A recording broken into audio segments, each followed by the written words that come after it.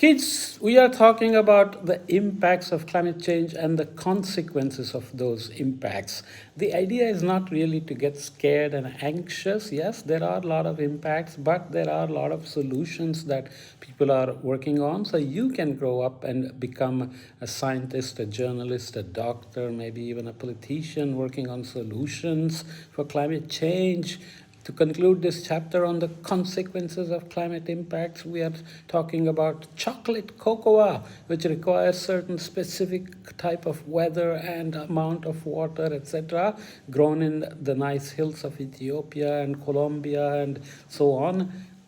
Cocoa is having issues with climate change. So are the fish in the ocean. There are some regions in the tropics which are getting too hot and too dry for growing some of the crops, staple crops, even like rice, wheat, corn, maize, and so on.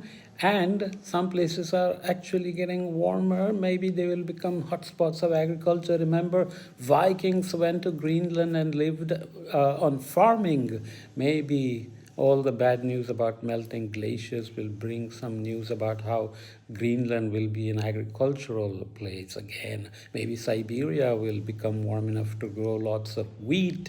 But these are all not guaranteed. We are also discussing armed conflicts because of the climate impacts on resources like water and food, and also displacement of people because of climate change. They can't live on farming, they have to move elsewhere. Nobody leaves their place for fun unless they are explorers or they are seeking a better life, economic opportunities, etc.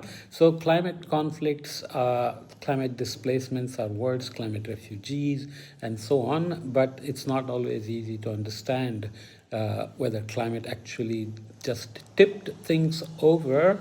If you're living in a hot place which was barely manageable as a place for agriculture, and climate change came along and made it impossible to grow things, then you may just give up and move. So all these things are happening. As I said before, the idea is not to wait and see if we are sure about climate change doing all these things. The idea is to look at the risks and start to deal with the risks. Remember, we do adaptation to deal with the things that are already happening. So manage the unavoidable things that are here and do mitigation together to reduce climate change and our impact on it. So try to avoid the unmanageable that are not here yet, but they will be here if climate change and global warming continues, and if we don't reduce emissions, that's what will happen. So that concludes this chapter on the consequences of impacts of